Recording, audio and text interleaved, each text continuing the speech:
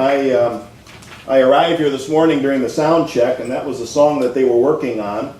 And as I thought about my theme for today, I thought there's a perfect song to lead into the talk this morning. And I come to learn a little bit later on that Larry didn't know when he picked it out. He didn't know what I was talking about today.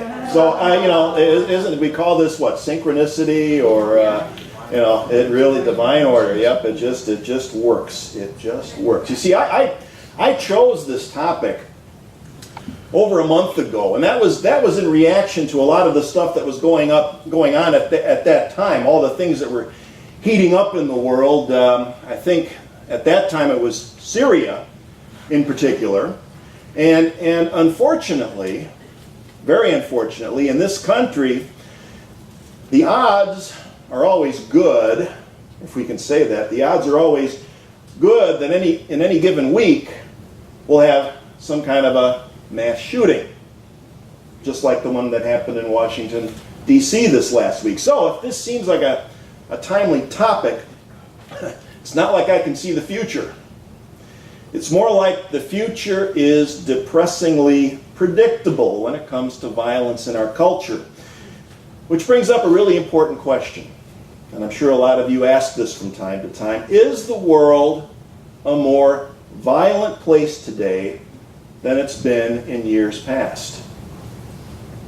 Well, if you focus on what the news media and the government feeds us, that would appear to be the case.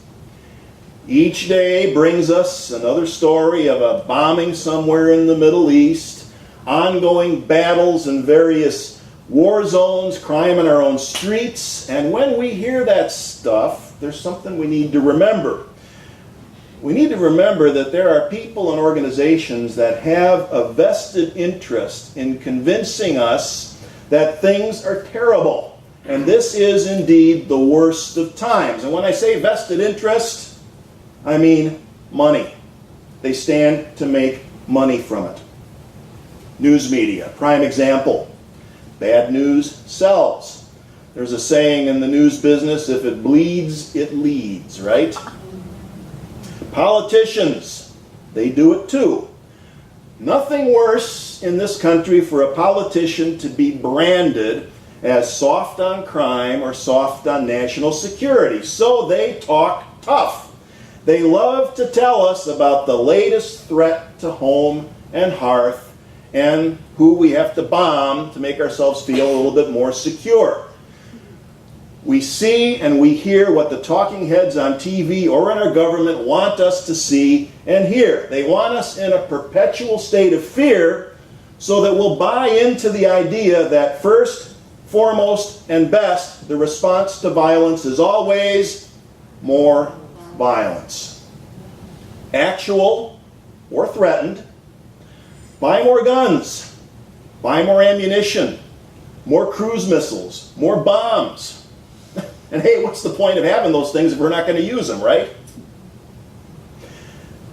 That's what's going on in our supposedly Christian nation. A lot of the people that like to beat the drums of war are the same people that say that this is a Christian nation.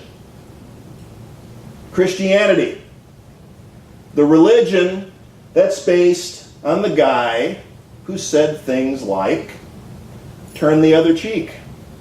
Pray for your enemies. Those who take up the sword shall die by the sword. Blessed are the peacemakers. And over and over and over again, it's a message of nonviolence. And when those folks are reminded of those things, they say things like, oh, you don't understand. Things today are so much worse than in the times of Jesus. I mean, we'd really, really like to do what Jesus told us to do, but we can't because it's hard. It's really hard. And it's really scary out there too.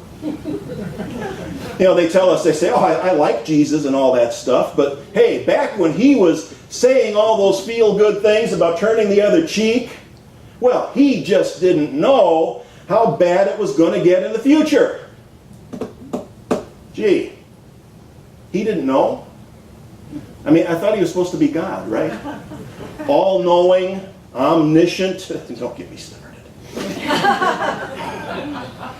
So anyway, despite all the government hype and the media hype and the appearance that things are more violent today, guess what? The truth is that human violence is actually on the decline. There's a book that I like to refer to from time to time because it gives us some hope. It gives us some good news. It's a book by a Harvard psychology professor named Steven Pinker. The book is called The Better Angels of Our Nature: Why Violence Has Declined. And this book, it's a big book.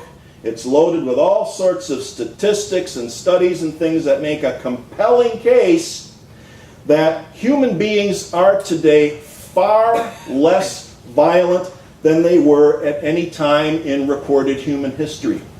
We're less violent today than in the time of Jesus. We're less violent today than even 50 or even 500 years ago. As bad as it seems, this book shows that the world of the past was a lot worse. It actually goes the other way. It was more violent in the past.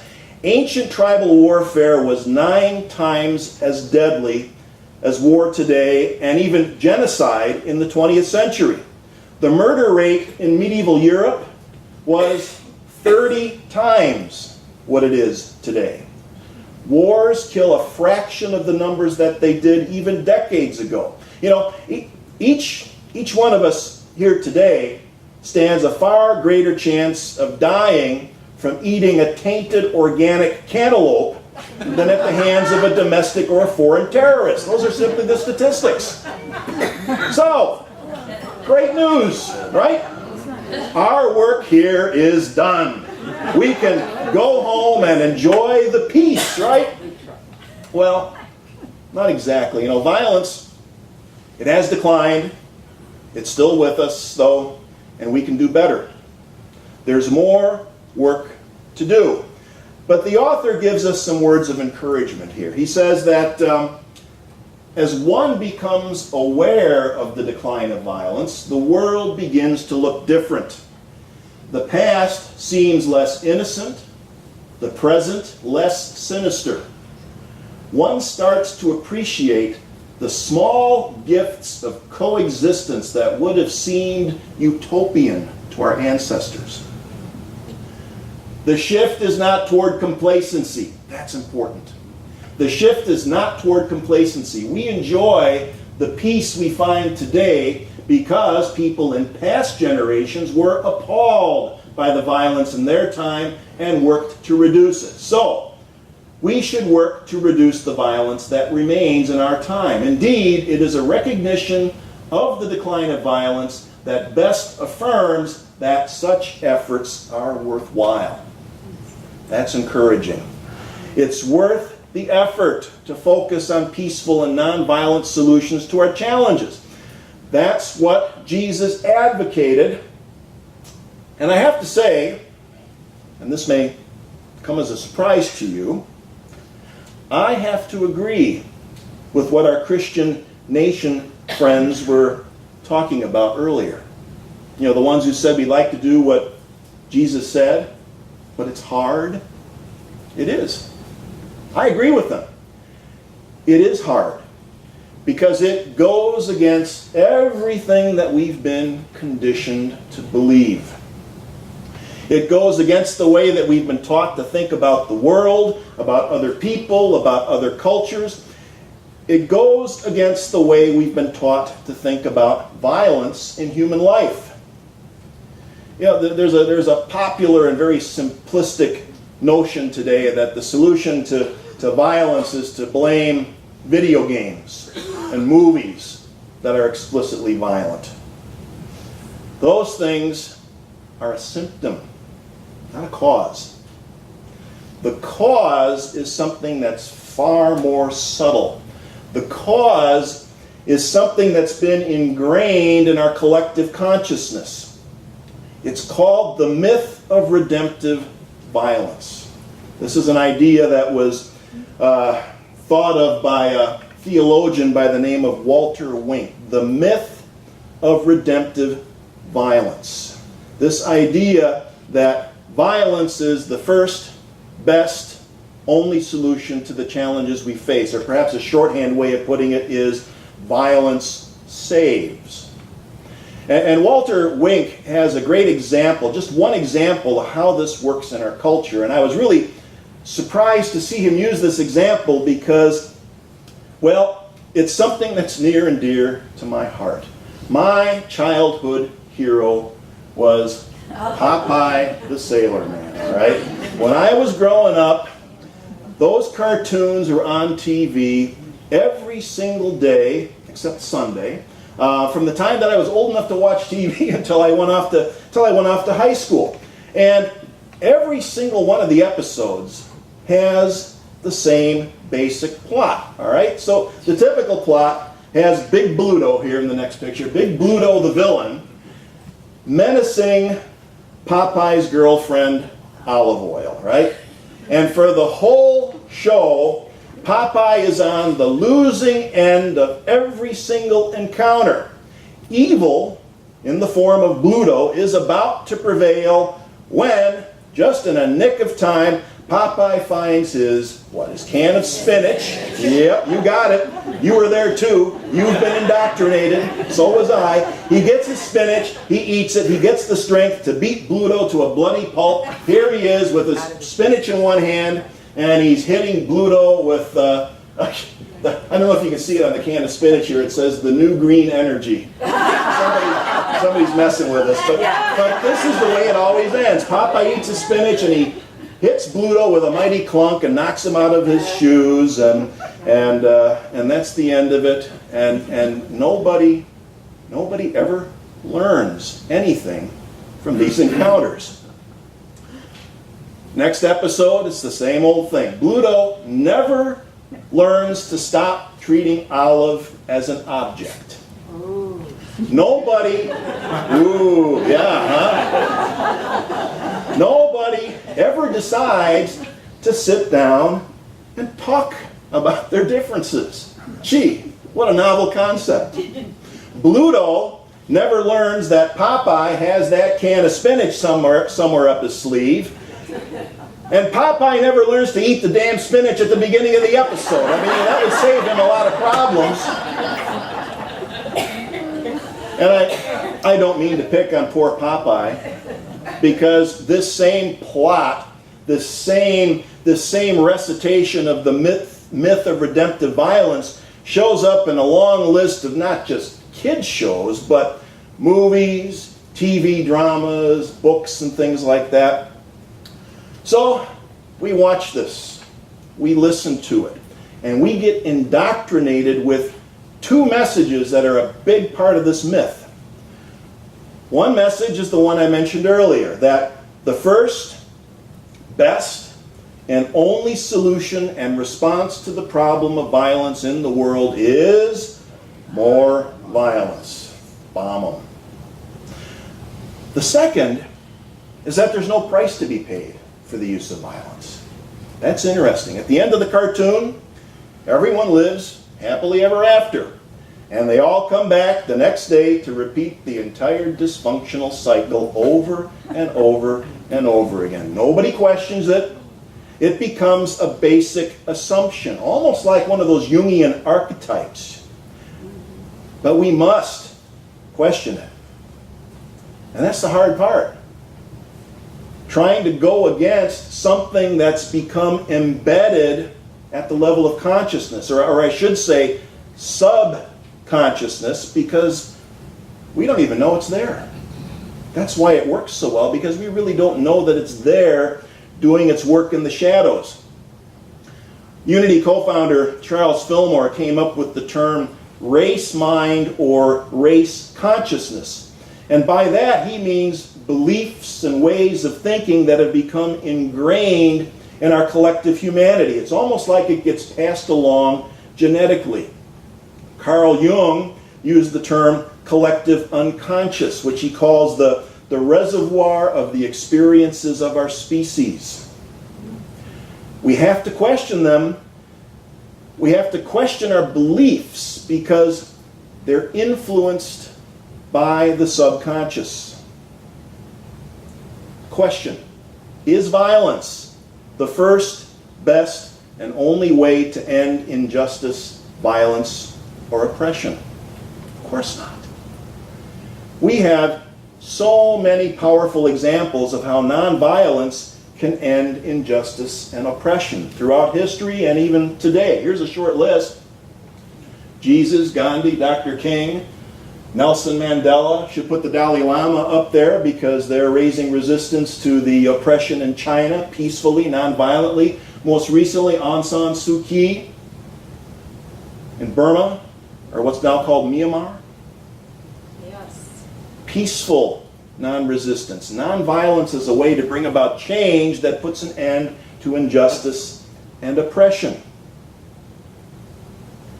The next question: is there no price to be paid for the use of violence? Of course there is. Always. Always. Even in self-defense. Talk to a police officer who's been involved in a justified shooting. Talk to soldiers returning from a war zone. Post-traumatic stress disorder is real, and it's devastating. There's a price. So back to the question for today. How do we respond to violence? Is it just a matter of simply refraining from doing physical violence? I think that's too easy. How many of you here this morning are just waiting to get out of here so that you can go out and get into a fight? Right? Or put a whooping on someone who deserves it, right? No one, see? So that's almost too easy to just say that, well, I'm just not going to engage in physical violence myself. We have to get at this notion at the level of the subconscious, because that's the place where the myth of redemptive violence has taken hold. It's at the level of the individual consciousness that we create the collective consciousness that sees violence and weapons as forms of absolute good and as the first and best response to whoever or whatever might be disturbing our peace. And then it goes into hiding. And it starts driving our thoughts, our opinions, and our actions. We may not be violent ourselves, but what actions do we support, either tacitly or actively? Got a problem? Get a gun. Or a bomb. Or a drone. Or a can of spinach, for that matter. That's the kind of thinking we're up against at the subconscious level. And that's why it is so truly hard to practice the model of nonviolence that Jesus and others have tried to show us, and very successfully show us. We see something attractive in these role models of nonviolence, don't we? We talk about them all the time in spiritual circles. We see something attractive, but we get pulled in the opposite direction. It becomes a struggle, and we don't know why. Now we do. And it means that we have to shine the light of the conscious mind on the subconscious and call forth our hidden assumptions and our error thinking, including the myth of redemptive violence, and put it into the light of day. When faced with violence in the world, we stop and we reflect on our instinctive reactions. Violence has indeed declined, and we need to work to reduce the violence that remains in our time. I want to bring things to a close here with some words of encouragement from our Unity co-founder, Charles Fillmore.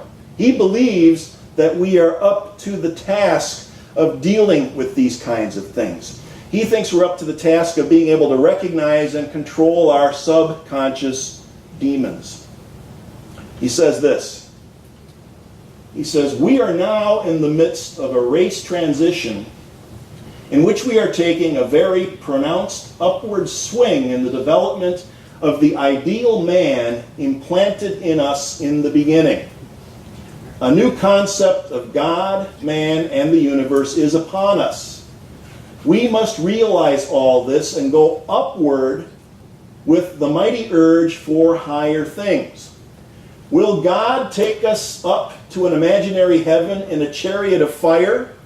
Or do we use our mind to lift ourselves heavenward?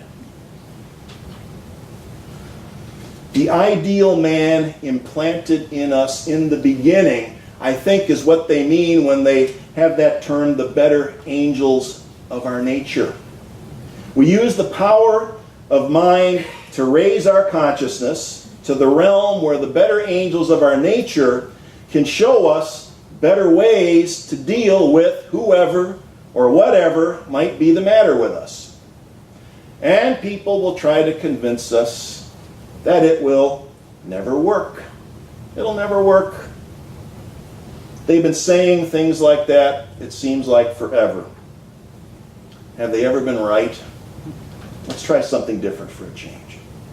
See you next week.